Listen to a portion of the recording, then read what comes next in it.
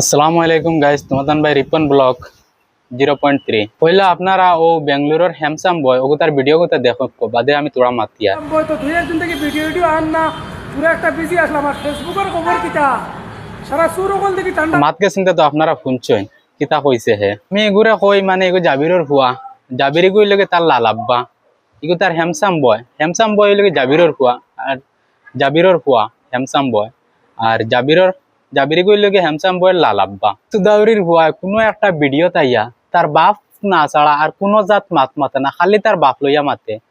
তার বাপরে না লইলে তার বোঝা যায় ভিডিওত ভিউ যায় না আর ফলোয়ার চইন না।